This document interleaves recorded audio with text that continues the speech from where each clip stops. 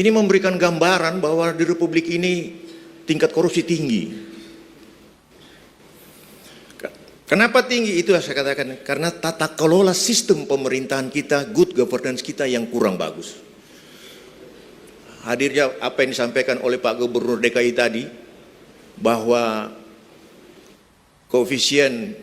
luas koefisien bangunan yang dulu harus sekian tahun, ini hanya dengan 2 minggu Pak Gub ya. Hanya dengan 2 minggu itu selesai, dan dalam tempo 2 minggu hampir setengah triliun. Iya Pak Gub ya, hampir setengah triliun diperoleh oleh gubernur. Artinya apa? Itu lagi, tata kelola pemerintahan harus bagus. Good governance ini harus bagus. Tanpa pelayanan yang prima dari kita sebagai penyelenggara negara, maka kemungkinan negara kita tidak akan pernah makmur. Tapi sayang banyak yang meremehkan tentang hal ini. Negara, dalam hal ini pemerintah, telah berusaha untuk membuat teknologi, menggunakan teknologi IT dalam menyampaikan dokumen-dokumen untuk kelengkapan usaha dan sebagainya, menggunakan IT di mana saja kita bisa kerja. Tetapi ternyata aparat penyelenggara negara yang kurang beres, memberikan pelayanan yang tidak prima. Alasannya wifi mati, komputer kami lagi hang, dihack dan sebagainya. Padahal maksudnya cuma apa? Supaya ingin masyarakat pencari keadilan ini untuk datang mengurus administrasi harus bertemu dengan pegawai. Apa maksudnya? Dengan datang ke kami selaku pelayan publik, masyarakat diharapkan akan mengeluarkan satu kata, tolong. Dengan kata tolong artinya wanipiro. Jawabannya lagi wanipiro. Kalau kamu tidak berani menyediakan buat saya, ini mohon maaf. Akhirnya bertahun-tahun lah, sampai 12 tahun seperti yang disampaikan oleh Pak Gubernur. Nah, indeks persepsi korupsi Republik Indonesia ini tidak semata-mata karena mencuri uang negara, melakukan korupsi terhadap uang negara, tetapi karena pelayanan penyelenggara negara yang kurang bagus. Ketika perusahaan-perusahaan asing datang berusaha di Indonesia, kemudian menyampaikan permohonan-permohonan untuk memenuhi yang syarat-syarat yang ditentukan, ini umumnya lama dilayani, bertahun-tahun tidak dilayani. Presiden atau pemerintah pusat berusaha mencari investor dari luar negeri untuk bisa menanamkan modalnya di dalam negeri. Ternyata pelayanannya tidak baik, yang berdampak pada korupsi. Sehingga ketika perusahaan-perusahaan asing datang menanamkan modalnya di sini, dipersulit dengan administrasi, mereka tidak ribut di media Indonesia di Republik ini. Mereka datang ke kedutaan besarnya, dan kedutaan besarnya akan memanggil mereka, dan kedutaan besar mereka akan bertanya, apa sebabnya kamu tidak berusaha di Republik ini? Oh, kami sulit, kami sudah memenuhi syarat-syarat yang ditentukan oleh pemerintah, tetapi ternyata sulit juga. Bertahun-tahun kami menunggu dan menunggu, kami membayar dengan yang sebagaimana ditentukan, tapi ternyata tidak cukup dengan membayar sebagaimana yang ditentukan. Harus ada tambahan-tambahan yang sangat-sangat luar biasa. Dan tambahan itu bukan untuk negara, tetapi tambahan itu hanya untuk kepentingan kantong pribadi. Kalau yang disampaikan oleh Pak Gub tadi, untuk kepentingan tentunya Provinsi DKI. Nah, sebenarnya yang hal-hal seperti itulah yang kita harapkan. Selamat datang Pak Gubernur Jawa Barat. Sebenarnya hal-hal seperti itulah yang kita harapkan. Pak Gub, selamat datang. Jadi kalau kemudian media-media di luar negeri mencari informasi, dia tidak baca media kita, dia cuma datang ke kedutaan. Bagaimana pelayanan masyarakat kita di Republik ini? Wah, nggak bagus. Itulah yang menyebabkan indeks persepsi korupsi di Republik ini sangat tinggi. Jadi tata kelola pemerintahan ini sangat diperlukan. Tata kelola pemerintahan ini tidak terlepas dengan masalah integritas kepribadian kita. Integritas kita ini terkait dengan apa? Itu terkait dengan apa yang kita pikirkan, apa yang ada dalam hati dan pikiran, dan bagaimana mengimplementasikan apa yang kita pikirkan. Tentunya yang kita pikirkan tidak lepas dengan norma-norma yang ada di dalam negara ini, baik norma-norma yang dibuat oleh pemerintah maupun norma-norma agama yang kita pegang. Kalau norma ini kemudian kita implementasikan dalam pelaksanaan tugas, maka kita akan jauh untuk tidak melakukan perbuatan yang tercela. Jauh kita tidak akan melakukan korupsi. Tetapi ternyata di Republik ini tidak cukup kalau untuk negara saja, tapi harus ada juga untuk yang bersangkutan. Padahal negara sudah memberikan. Kalau kita mau mengharapkan yang terbanyak dari negara, sulit juga karena pendapatan negara pun masih rendah. Rendahnya pendapatan negara karena banyaknya juga korupsi. Karena tingkat korupsi di Republik ini sangat tinggi. Nah, bagaimana kita mengatasi tentang hal ini? KPK mempunyai tugas khusus memberantas korupsi melalui cara pencegahan seperti yang kita lakukan saat ini. Kami berusaha mengundang gubernur yang dibagi dalam seluruh gubernur tapi dibagi dalam beberapa wilayah. Seluruh bupati disertai dengan seluruh pimpinan DPRD baik provinsi, kota dan kabupaten. Tetapi ternyata kita berharap DPRD, mohon maaf Pak pimpinan DPR, kita berharap DPR bisa menjadi kontrol terhadap pelaksanaan pembangunan juga tidak bisa diharapkan. Karena ketika gubernur atau bupati atau wali kota mengajukan anggaran, ada lagi permintaan-permintaan yang tidak beres. KPK sudah melakukan hal itu dan menangkap hampir seluruh anggota DPRD provinsi di daerah. Saya tidak usah sebutkan namanya, daerahnya.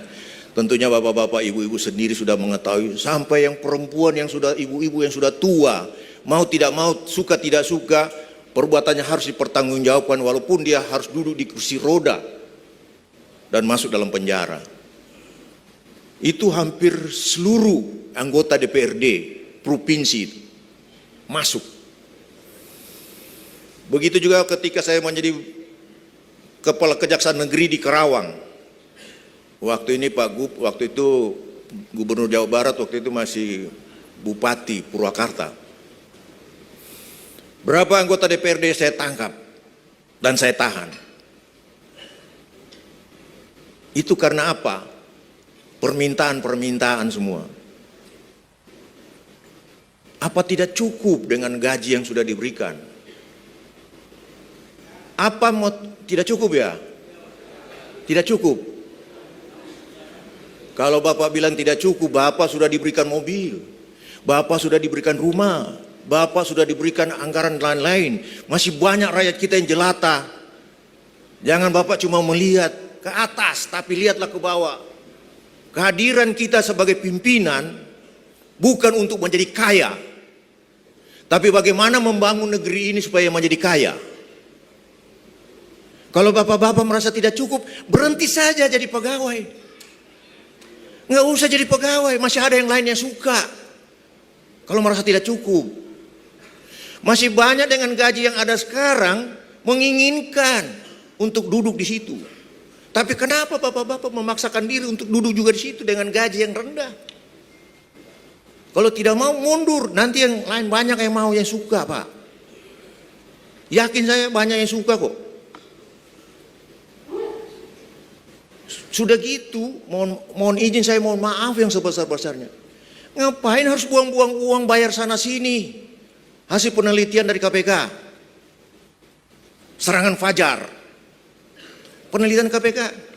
Untuk apa? Hanya untuk duduk di meja dan kursi yang bagus. Terus kalau tidak cukup gajinya, mundur. Makanya jangan pakai serangan fajar untuk menduduki jabatan itu. Pakai iman, integritas yang berkaitan dengan iman.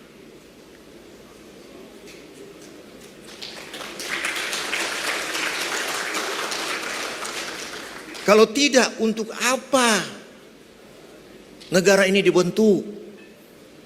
Bapak-bapak dan ibu-ibu yang saya hormati dan saya cintai dan saya banggakan, ketika bapak-bapak sudah terpilih menjadi gubernur, menjadi bupati, menjadi wali kota, menjadi pimpinan DPRD, bapak-bapak itu harus ingat, bapak-bapak disumpah.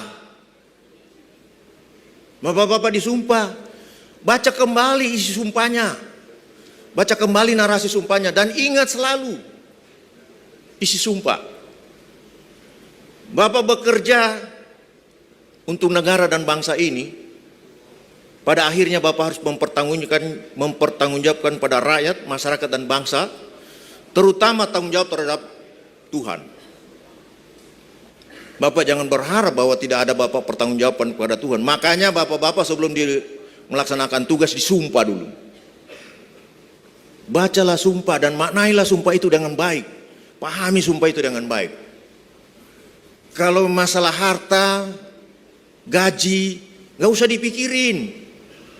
Allah Maha Pengasih, Allah Maha Penyayang, Allah Maha tahu apa yang kau butuhkan, Dia tahu. Kalau begitu kamu diberikan tempat di sini untuk apa? Membangun negeri ini, membangun daerah kita. Bukan korupsi uang rakyat itu. Kalau itu yang kita lakukan, korupsi, negara kita tidak akan pernah maju. Indeks persepsi korupsi kita tidak akan maju. Dan tujuan negara dibentuk negara ini tidak akan maju. Kemudian, tantangan kita bersama, tolong itu yang koruptor-koruptor yang ditahan itu tampilkan. Nah, ketika korupsi kita lakukan, ini yang terjadi, Pak. Sekian persen dari DPR, sekian persen eksekutif dan pengusaha. Masih duduk seperti begini, masih enak. Tapi ketika sudah pakai orange, baru berpikir. Itu baru urusan di dunia ini baru ditahan, Pak. Indonesia hukumannya masih enak. Tidak dipotong tangan mencuri. Di akhirat nanti dipotong tangan bapak-bapak dan ibu-ibu. Yang dari dunia ganteng, di akhirat dipotong tangan, nggak ada lagi ganteng. Dicungkil matanya karena lihat dolar Singapura, lihat dolar gondrong, lihat Rp yang begitu banyak. Dicungkil matanya. Jadi bapak-bapak, ibu-ibu tidak ganteng lagi kalau korupsi. Di akhirat tidak ganteng lagi. Apa yang Bapak bisa pikirkan ketika Bapak melihat orang berpakaian orange seperti begini, berbaju orange seperti begini?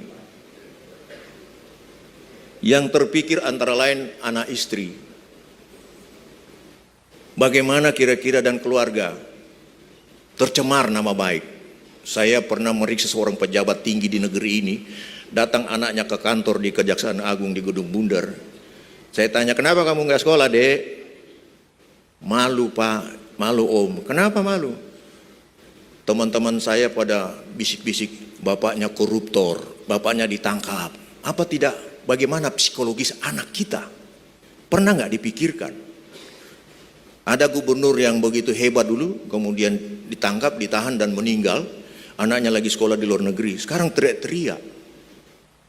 Bagaimana saya bisa mendapatkan dana untuk sekolah dan seterusnya. Itu satu, Pak.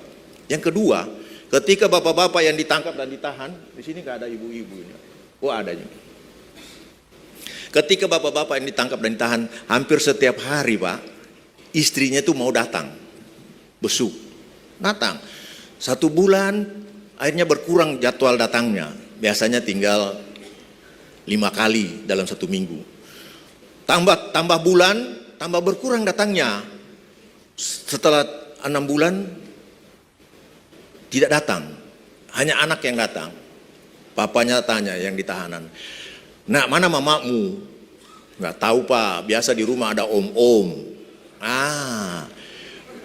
Ada om-om, biasa pergi tidak pulang. Waktu masih suami masih banyak duit hasil korupsi, bukan main, wah cincinnya luar biasa, tasnya wah yang luar biasa. Begitu dia dalam penjara, tinggalkan sama bapaknya, lari dengan yang lain lagi, apalagi kalau istrinya cantik.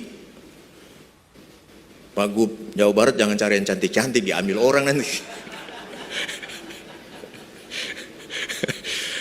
Yang cantik-cantik diambil orang. Sudah stres dalam penjara, tambah stres lagi dibuat karena istri dibawa orang.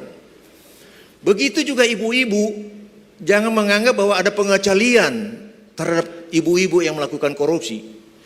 Ibu-ibu begitu ditangkap, bapak-bapaknya senang, ketawa bapak-bapaknya.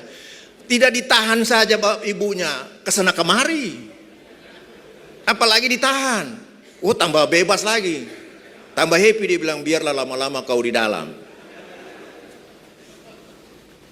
Jadi bapak-bapak, ibu-ibu itu harus diingat semuanya. Kasihan keluarga hanya untuk korupsi. Cukupkanlah saja dengan apa yang kita miliki. Kalau kita dapat segitu, gitu sajalah, nggak usah cari-cari.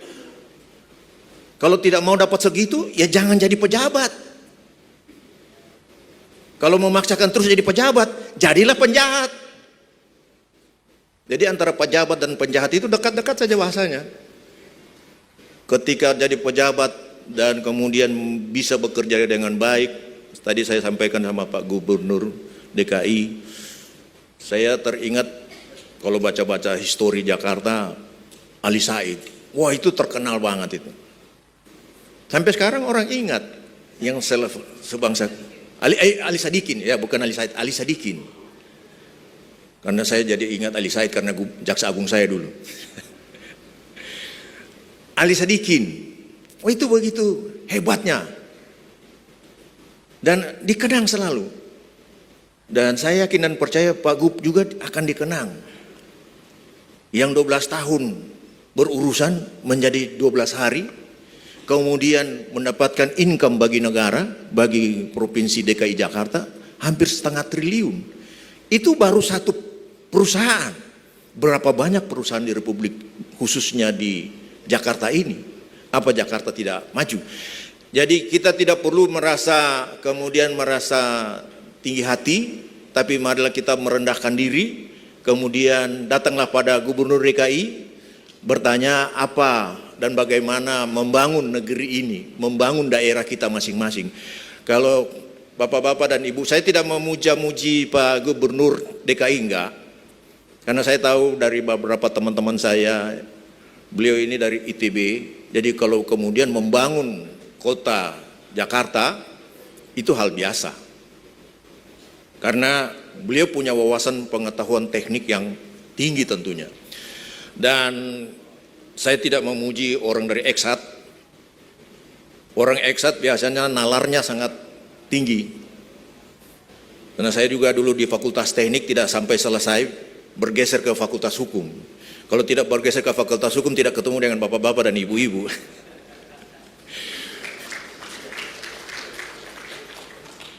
Jadi tolonglah, kami berharap, tolonglah tata kelola pemerintahan dilaksanakan dengan baik dan benar serta penuh rasa tanggung jawab.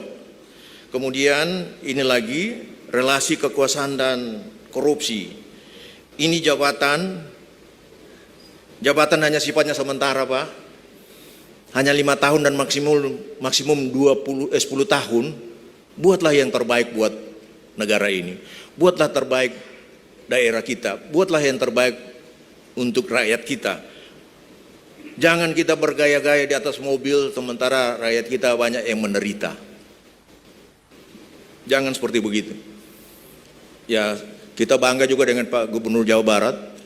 Beliau tidak hanya duduk di belakang meja, tapi beliau ingin melihat bagaimana semua sesungguhnya wilayah kerja saya. Siapa yang suka nonton YouTube pasti beliau selalu kelihatan dengan penampilannya yang khas. Dan menurut hemat saya pro kontra itu hal biasa. Tapi kita harus lihat yang positifnya yang dilakukan oleh beliau. Mohon izin Pak Gub, di daerah saya dari tahun 96 saya tinggal di Pentagon Pak Gub. Mungkin bertanya apa itu Pentagon? Pentagon itu dekat markas TNI. Kalau di Amerika Pentagon, kalau di Jakarta Cilangkap. Gorong-gorong itu anggarannya kira-kira untuk 2 kilo dibikin setengah kilo. Kemudian tidak yang sebenarnya. Saya biasa sakit kepala lihat. Tapi pernah jadi waktu itu sahabat saya menjadi kepala kejaksaan negeri dilibas. Kepala dinas PU dihajar semua. Pejabat-pejabat di Jakarta Timur dihajar. Saya lupa tahun berapa itu. Akhirnya agak redah. Setelah beliau keluar, permainan banyak lagi. Jadi saya lihat, loh kok ini anggaran begini-begini terus, besok kontraktor ini lagi, besok kontraktor itu. Kerjanya di situ-situ terus. Saya bilang, apa ini anggaran-anggaran seperti begini? Ini karena mungkin tidak ada kontrol dari pejabat. DPRD juga sebagai fungsi kontrol tidak hanya kontrol keuangan di dalam ruangan saja. Mungkin perlu juga jalan-jalan kemudian undang pemerintah daerah, sharing situ bagaimana menyelesaikan permasalahan-permasalahan yang ada di daerah. Mungkin Pak Gubernur Jawa Barat setelah keliling-keliling ke sana kemari marah-marah juga, ada yang ketawa-ketawa, kemudian share dengan DPRD bagaimana menyelesaikan hambatan-hambatan dan tantangan-tantangan pembangunan yang ada di daerahnya. Jadi kemudian jangan menyalahgunakan kewenangan. Karena saya punya kroni dulu yang bantu saya, kemudian saya memberikan dia proyek tanpa melalui satu prosedur peraturan yang seharusnya dan yang sebenar-benarnya. Akibatnya apa? Terjadi lagi korupsi. Orang bilang politik biaya tinggi, itu yang bikin biaya tinggi orang-orang politik itu sendiri. Sebenarnya biaya politik tidak tinggi. Pak Harto jadi presiden juga biayanya tidak tinggi kayaknya. Cuma bikin tinggi itu kita-kita juga. Siapa yang suruh kalian bayar-bayar? Kalau mau dipilih syukur, kalau tidak dipilih ya sudah. Tapi kalau pun bayar kemudian dipilih, jangan berharap mengembalikan uang yang kita sudah buang, kita sudah gunakan. Itu konsekuensi bahwa saya ingin membangun negeri ini. Ya laksanakan saja. Kalau rezeki urusannya Allah, bukan urusan kita. Jangan dipikirkan. Jadi strategi pemberantasan korupsi, lanjut di halaman 15. Diperlukan transparansi. Diperlukan transparansi, akuntabel. Nanti semuanya ini ada juga pembicara-pembicara lain yang akan menyampaikan dalam diskusi kita di sini. Bagaimana kita membuat perencanaan pembangunan daerah yang baik.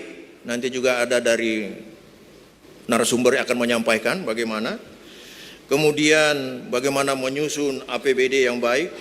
Kemudian penguatan tata kelola oleh eksekutif dan legislatif. Jadi legislatif jangan kemudian mohon izin, jangan kemudian memanfaatkan bahwa nanti ada pokir-pokir. Pokir-pokir ini bikin pusing kepala juga sama eksekutif.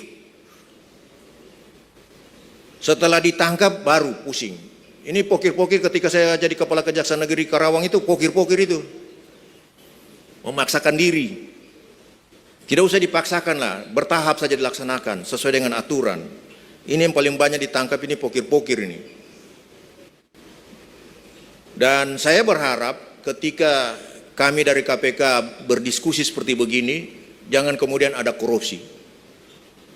Sudah 2 kali kalau seingat saya menyampaikan hal seperti ini di satu tempat.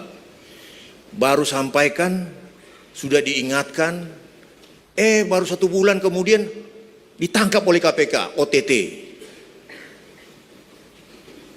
Ini lagi barusan bulan berapa yang lalu saya sampaikan di kantor Gedung Merah Putih sana. dari Sumatera Utara, baru 2 bulan OTT lagi. Dan begitu banyak. Mereka itu hadir kayak begini, Pak. Hadir kayak begini. Tapi nggak tahu waktu hadir itu apa nggak didengar yang saya ngomong atau bagaimana, atau cuma sekedar datang saja. Datang saja, tidak pusing dengan apa yang diucapkan. Tapi setelah ada penangkapan, baru penuh penyesalan.